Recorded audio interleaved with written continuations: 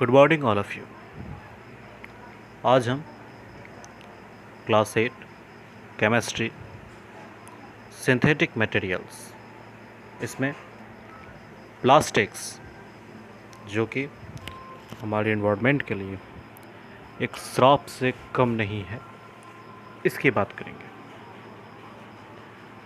Plastic ये हमारे life में कुछ इस तरह से शामिल है कि हम इससे चाहकर भी नहीं बच पाते।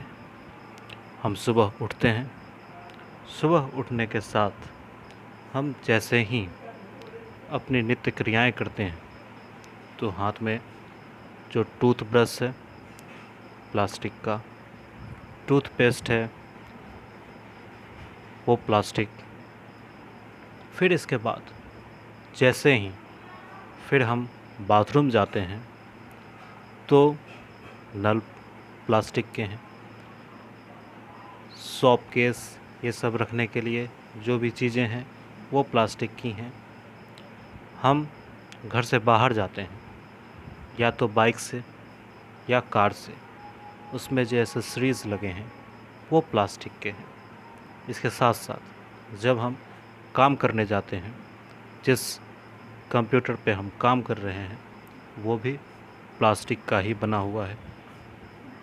इसके बाद हम जिस बोतल में पानी पीते हैं, जिस कप में चाय पीते हैं बाहर में या घर में, ये सारे प्लास्टिक्स के हैं। फिर हम जब वापस काम करके घर लौटते हैं और हमारा मन टीवी देखने को करता है तो जैसे ही हम स्विच ऑन करते हैं ये भी प्लास्टिक है। जैसे ही हम रिमोट पकड़ते हैं वो भी प्लास्टिक है। जैसे ही हम टीवी के चारों तरफ देखते हैं तो उसके कैबिनेट प्लास्टिक के।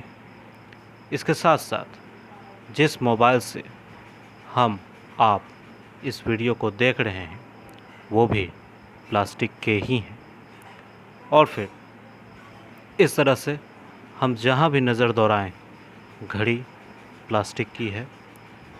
अगर बच्चों के खेलने वाले खिलौने भी इधर उधर पड़े हुए हैं तो वो भी प्लास्टिक के ही हैं। तो हमें ये समझने में थोड़ा सा भी देर नहीं लगना चाहिए कि हम प्लास्टिक से चारों तरफ से घिर चुके हैं और ये प्लास्टिक हमारे लिए कितना ख़तरनाक है ये मैं आपको आगे बताऊंगा। फ़िलहाल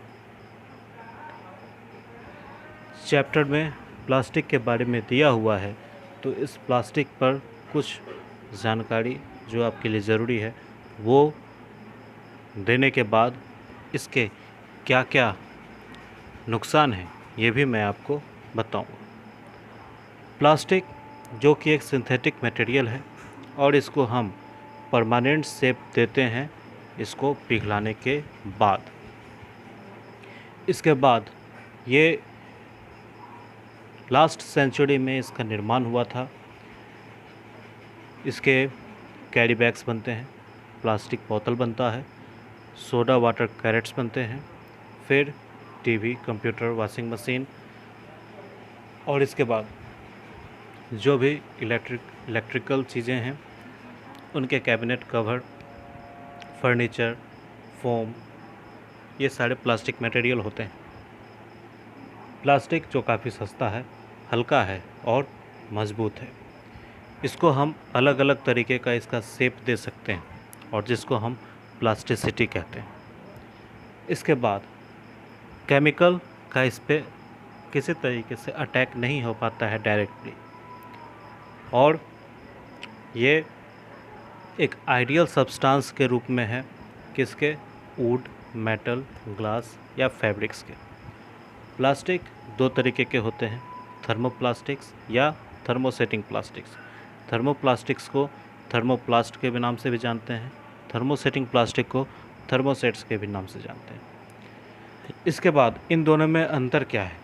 जो थर्मोप्लास्टिक है इसको हम बार बार हीट करके, कूल करके इसका अलग अलग शेप हम बना सकते हैं, अलग अलग चीज़ें इसके हम बना सकते हैं। लेकिन थर्मोसेटिंग प्लास्टिक इसको हम पिघलाएंगे तो ये पूरी तरीके से ख़त्म हो जाएगा, इसका कुछ और हम नहीं बना सकते हैं। तो ये तो था कि प्लास्टिक और उसके टाइप्स। इसके बाद है कि इसके नुकसान क्या क्या है। आपके बुक में 5 पॉइंट दिए गए हैं, लेकिन इसके आगे के पॉइंट्स को भी मैं बताऊंगा जो हमारे डे टू डे लाइफ से कनेक्टेड है। फ़िलहाल बुक का जो पॉइंट है उसको देखते हैं। ये एक नॉन डिग्रेडेबल सब्सटेंस है जो समय के साथ साथ ना तो टूटेगा, ना पिघलेगा, ना गलेगा, ना सड़ेगा, कुछ नहीं होगा। इसके साथ साथ ये हमारे वातावरण को बहुत ज़्यादा नुकसान पहुंचाता है। प्लास्टिक का जिस तरह से बढ़ोतरी हो रही है, तो ये नॉन डिग्रेडेबल सब्सटेंस जो है, जितना ज़्यादा गार्बेज के रूप में बढ़ेगा तो उतना ही ज़्यादा हमारे जीवन को नुकसान पहुंचाएगा। यूज़ एंड थ्रो प्लास्टिक्स जो भी हैं, ठीक है, जैसे कैरी बैग हैं, बोतल हैं, ये सारे चीज़ जो कैरी बैग खास करके जानवरों को नुकसान पहुंचाता है। जब वो बाहर रखे पड़े चीज़ों को खाते हैं तो इसके साथ साथ वो प्लास्टिक भी खा जाते हैं, जिससे उनको काफ़ी ज़्यादा नुकसान होता है और इससे उनकी जान भी चली जाती है। फिर है कि इसको जब हम जलाते हैं तो जलाने के बाद यह हमारे वातावरण को दूषित करता है, पॉल्यूशन फैलाता है, और ये पॉल्यूशन एयर पॉल्यूशन होता है। तो अगर हम इसको दबा भी रहे हैं ज़मीन में, तो ज़मीन, क्योंकि मिट्टी के बारे में हम जानते हैं कि इसमें छोटे छोटे स्मॉल पोर्स होते हैं, छोटे छोटे होल होते हैं, छिद्र होते हैं, जो हवा को अंदर की ओर ले जाता है, पानी को अंदर की ओर लेकर जाता है, जिससे हमारा अंडरग्राउंड वाटर बनता है। अगर हम प्लास्टिक को फेंकते हैं और ये धीरे धीरे अंदर दबता चला जाएगा, तो फिर मिट्टी के अंदर न तो हवा जा पाएगा और ना ही उसमें पानी जा पाएगा, जिससे सुखाड़ की स्थिति आने वाले समय में हो जाएंगी। तो अगर हम इसको दबा रहे हैं मिट्टी के अंदर तो भी नुकसान है, अगर हम इसको जैसे तैसे फेंक दे रहे हैं तो भी नुकसान है, और अगर हम इसको जला भी दे रहे हैं तो भी बहुत ज़्यादा नुकसान है। इसके साथ साथ इसका केमिकल के रूप में जब ये बनकर तैयार होता है तो फिर वर्कर्स जो काम कर रहे होते हैं उनको इन केमिकल्स की वजह से कैंसर की बीमारी हो जाती है, या नहीं भी होती है तो उनका गुड लक है, लेकिन ज़्यादा चांस ऐसा होता है कि हो ही जाता है। तो ये तो थी आपके बुक के हिसाब से कि क्या क्या इसके नुकसान है। अब मैं आपको बता दूं कि जो बोतल अभी आप अपने बैग पर, टेबल पे या फ्रिज में रखे हुए होंगे, इस बोतल में एक केमिकल होता है जिसको मैं EDC के नाम से बताता हूँ। ये EDC क्या है? यह है एंडोक्राइन डिसरप्टिंग केमिकल्स। ये क्या करता है कि अगर कोई भी गर्म चीज़, अगर हम गर्म पानी या ठंडा पानी या किसी तरीके का पानी अगर हम इस बोतल में डालते हैं, तो ये EDC केमिकल की वजह से वो उस पानी में घुलता है, मिलता है, और ये पानी का जब हम सेवन करते हैं, पीते हैं, तो कैंसर जैसा बीमारी या डायबिटीज़ जैसे बीमारी को हम आमंत्रित करते हैं। इसके साथ साथ हम अपने घर में बोतल वगैरह देखें तो किस बोतल का पानी हमको पीना चाहिए, ये हम इस चीज़ से समझ सकते हैं कि बोतल के अंदर ढक्कन में एक ट्रायंगल जैसा पिक्चर बना हुआ होगा, या बोतल के नीचे जो उसका बॉटम एरिया है वहाँ भी एक ट्रायंगल जैसा रचना बना हुआ होगा, जिसमें कोड होगा 1 2 3 4 5 6 7। तो इस तरह से कोड्स होते हैं। मैं बता दूं कि जिस बोतल के अंदर जो ये ट्रायंगल बना है, तो अगर 1 2 4 और 5 कोड है तो इसका हम यूज कर सकते हैं, ये हमारे लिए सही है। इससे हमको नुकसान तो होगा, लेकिन बहुत ज़्यादा नुकसान नहीं होगा।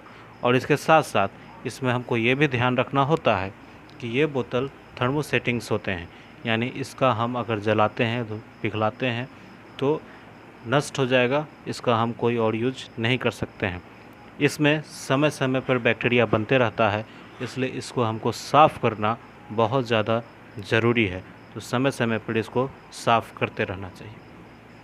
इसके बाद अगर इस ट्रायंगल के अंदर 3, 6 और 7 ऐसा कोड है, तो मतलब क्या कि इस बोतल को हम यूज ना करें तो हमारे लिए बहुत ही अच्छा होगा, क्योंकि ये बोतल हमको बहुत ज़्यादा नुकसान पहुंचाएगा।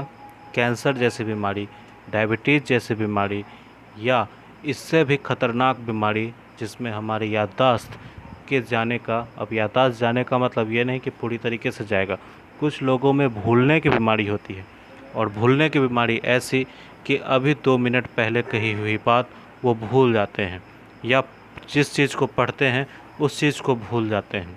तो इसके पीछे का मेन यही है कि अगर बोतल के पानी का जिसमें 3, 6 और 7 कोड का इस्तेमाल किया गया है, या फिर प्लास्टिक से बहुत जुड़े हुए हैं और प्लास्टिक ही हमारे चारों तरफ है, तो ये बीमारी जो हमारे IQ टेस्ट यानी IQ सिस्टम से जुड़ा हुआ है वो हमको होता है, जिसमें हम चीज़ों को भूलना शुरू करते हैं। जो चीज़ें हमको बहुत अच्छे से याद रहनी चाहिए हम उसे भी भूल जाते हैं। तो ये काफ़ी ख़तरनाक बीमारी होती है जो धीरे धीरे बढ़ते रहती है। तो ये चीज़ें हैं, तो हम यह सोचें कि प्लास्टिक हमारे लिए ज़रूरी है, नहीं है। इसके साथ साथ हम ये भी सोचें कि प्लास्टिक अभी जो हमको मदद पहुंचा रहा है, भविष्य में ये हमारे लिए कितना ख़तरनाक हो सकता है या हमको किस तरीके से नुकसान पहुंचा रहा है। तो उस हिसाब से जो ज़रूरी की चीज़ें हैं वही प्लास्टिक में आप यूज करें, क्योंकि इसके अलावा हमारे पास और कोई उपाय नहीं है। लेकिन जहाँ पे भी हमारे पास ऑप्शन आ जाता है कि नहीं इसके अलावा हम इसको यूज कर सकते हैं, तो हम करें, प्लास्टिक से बचें।